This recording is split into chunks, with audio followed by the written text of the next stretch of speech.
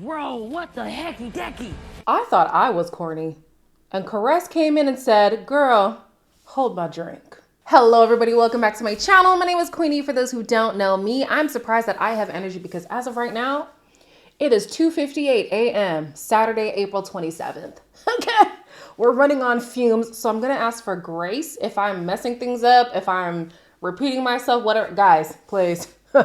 It's really late, okay? Before I get into it, please make sure to like this video, subscribe and hit the bell, and leave a comment down below. And if your comment is that my face is eating, thank you in advance.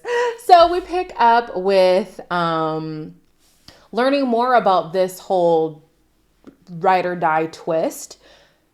The players themselves actually don't know who is paired up with who.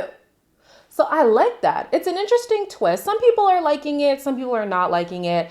I like it because it's now forcing people to have strategic conversations. A good amount of this cast, I don't know what it is, they're just so fluffy and like a lot of them aren't really leaning into the really good gameplay. And so having this invisible alliance member tied to your name and you having to maneuver saving them and also not targeting somebody else's partner, it added a good element to me. I did appreciate it. So we have a conversation between Jordan and Olivia. He wants to get some dirt on Miles, but because Olivia is partnered up with Miles, Olivia can't say anything bad about him. There's no way Olivia is Miles's ride or die. I need to get to her and get her to do my dirty work for me. Any insight on what happened before I got here? I feel like you were talking about Miles and the circle chat. We had the chance to talk, and I think Cassie might have took it the wrong way. When a cute boy flirts with me, that's a red flag. To think Miles is capable of manipulation, that's what I need. That boy didn't flirt with me. I'll gladly go boy hunting with you any day. Why does this keep happening? Is she trying to cover for Miles? I really want to know if Jordan is just figuring out his game as the game goes, or if this is actually his game plan.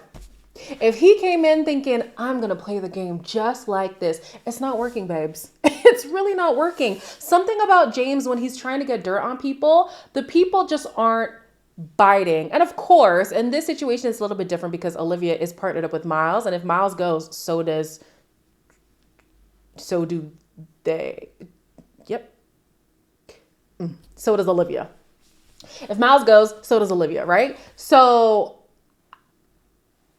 he wasn't going to get much information from Olivia anyway, but this tactic is not working. And he's acknowledging that, all right, I'm constantly hitting a wall. Why not pivot? And then I'm here. Listen, I'm not in the game. So it's easy for me to think, come on, it's so simple. I'm wondering to myself, like, would I come across like Jordan thinking I've got the game on log? And then when push comes to shove, you really don't, because the reality is you don't know what's going on the other side. Especially with a twist like the ride or die thing, you genuinely do not know who is tied to who. So you've just got to try and see what works. I also wanted to point out that the fixation Jordan has, and I called him James earlier, I don't know why. The fixation that Jordan has to get Miles out isn't even making sense anymore, because he wants to get out the popular person because they are influential and he wants to be in an influential position. Miles has since been demoted and it's now Kyle. So I think there's another reason. I'm not quite sure. Again, I'm not going to do any psyche deep dive because this show is not about that, nor do I know these people. But there's got to be a different reason as to why Jordan is gunning for Miles, because Miles isn't in that power position anymore. It's clearly Kyle. And he keeps asking for what happened before the circle. Look at what's happening now, Jordan. Right now, Kyle is in a power position. Go for Kyle. While Jordan is focused on Miles, Miles is focused on QT. I put in a Hail Mary with the circle and got some food sent to her door. Did I meet the love of my life on the circle? I think I just gotta talk to her about just a little bit about my life. My uncle, RIP, and aunt raised me, and my cousins are my sibs. There is so much more to him than I ever could have realized. My mom battled breast cancer, and seeing her light dim was insufferable. I'm sure your mom, seeing you be the amazing person you are, helped her with her battle. Miles and Kyle are proof that you just cannot judge a book by its cover. The way that I am so I'm so here for the Miles and QT thing. I really am. And it seems like she is too. And you know, connecting with somebody online is different than connecting with them in real life. So I wonder how things are going to translate in real life. But this digital connection is connecting. He is such a sweetheart. He is so lovable. He's so honest to a fault sometimes. But he seems so genuine. And I'm just like, why didn't I like you at the beginning? Because he told us he's an F-boy. So if you F my girl over, I'll have some words for you, sir.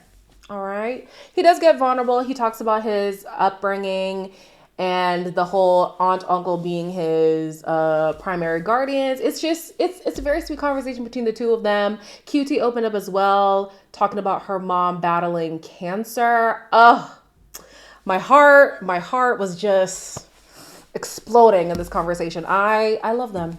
Kyle thinks that he can connect with Autumn because they're both gym buffs. And in this conversation, Autumn pitches an alliance to him, and it seemed like he bit. She lift, I lift. This girl might actually be a genuine connection. I talked to Jordan and Lauren. I want to know your thoughts on those two. Obviously, one of them is her ride or die. Lauren and I are cool, and I feel you can trust her. Lauren, he's cool with, which is good because Lauren's my ride or die. I'm feeling really good after this conversation with Autumn. I think Kyle did a good job sussing out who could potentially be Autumn's partner. If you're naming names of people you want to protect, it's likely because your fate is tied to that person. Now, I didn't like that he threw out, I got your back, because how many more backs are there to have? How many more backs are there to have? This entire cast is, I got your back, bro. At some point, you're going to have to cut somebody. You can't keep having everybody's back. Because then you have people like Cassie, who when she gets eliminated, she talks to somebody else who's still in the game, exposes you for being a traitor, and now you look bad. It's okay to not have allegiance to everyone. You'll be fine. The Circle plays a game called Circle Scenarios. I'm just going to read through them here because there's a lot. So Autumn thinks that Olivia is most likely and Paul is least likely to fall in love at first sight. Kyle thinks that Jordan is most likely and Paul is least likely to ghost someone. Jordan thinks Kyle is most likely and Olivia is least likely to win the circle. Paul thinks Olivia is most likely and QT is least likely to ditch their friends for a date. Lauren thinks Autumn is most likely and QT is least likely to buy likes. And I'm thinking to myself, girl, Lauren, Autumn is your buddy. Sis, what are you doing? What are you doing? Which proves the point that QT was saying earlier, because Lauren is friends with everyone, she's really friends with no one. You can't show allegiance to every single person and not be stuck in a place where you now have to turn your back on someone. And this girl chose her own ride or die. But okay. Olivia thinks Autumn is most likely and Lauren is least likely to stab someone in the back. This is important because Olivia did tell Miles, I will sink Autumn's ship. It's not what Olivia wants to do. That's not the game that she wants to play. But you got to find a way to put other people in the bottom and not... you got to find a way to put other people in the bottom to make sure that you're not in the bottom. So I like that she made good on her promise. QT thinks that Autumn is most likely and Jordan is least likely to kiss ass, which we know is not true because Autumn, she's not here for the ass kissing. We're going to see a little bit of that later. Miles thinks that Autumn is most likely and Olivia is least likely to catfish someone. The irony is not lost on us, okay? And at this point, Autumn is really feeling overwhelmed. She feels like everybody is attacking her, and honestly, they are. Autumn, you're packing your bags. Olivia, I'm riding for you. I don't want to blame myself. I get that I did. I caused the Autumn hate train. It really sucks to be Autumn in this position because she's barely getting her footing in this game, and it's the easiest target. You just came in. You don't have too many strong alliances. We'll turn on you. So at this point, I was happy because I was like, oh my gosh, like, are we actually going to get Autumn and Lauren out in one go? That would have been my perfect gameplay. But I really did feel for Autumn. I truly did. She did get emotional. And with her, I empathized a lot more than I did for Steffi because Steffi, that was self-inflicted. Okay, you threw stones and hid your hands. I don't like that. In this case, Autumn has not done anything to anybody, and there's already this agenda to sink her game. Yeah, that really sucks. So after the game, Olivia wants to chat with Autumn to make sure that she's okay after the dogpiling, and Autumn is like, well, you added to the dogpiling, so no, I'm not okay. I hope you understand that this is a game and not personal. Olivia, honey, I'm not that stupid, baby. Real backstabbers place blame, which is exactly what you did today. I didn't backstab you, girl. I don't know you. 7 other people did the same thing. That game was harsh and triggered some past struggles. Some past struggles. Shit. I was bullied very hard. It took a really hard toll on me. Well, now that just tugs at the heartstrings now, don't it?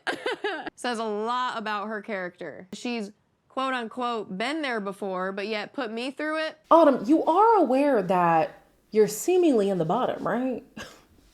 Why would you call somebody out when the whole group is coming for you? I don't think that's a good gameplay. The good thing, I don't know if she did this on purpose, but the good thing is that she was talking to Olivia.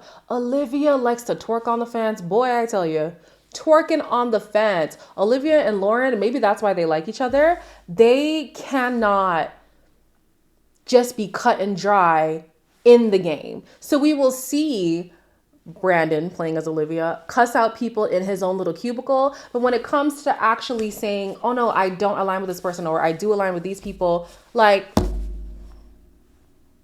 just twerking on the fence, stays twerking on the fence. So yeah, it was easy for Autumn to air her grievances because Olivia was never going to explicitly say, oh my gosh, like, girl, why would you say that? Like, she's never going to do that. She wants to play the sweet girl next door or whatever. Is girl next door? I don't think that's the right.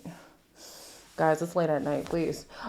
She just wants to play that sweet, innocent character. Whatever. Anyways, Olivia does open up about being bullied, but this is not Olivia's story. It is Brandon's story. Because we know Autumn is not here for kissing ass, and she wants to play an honest game, a straightforward game. I wonder if she's going to feel betrayed once she finds out, or maybe has suspicion, that Olivia is a catfish. Because Olivia's justification is, I'm playing authentically as Brandon. It's just the face that's different. But somebody like Autumn seems to be a person who's going to take that to heart. So we'll see if their little bonding session is going to be null and void. Paul, who has just been improving.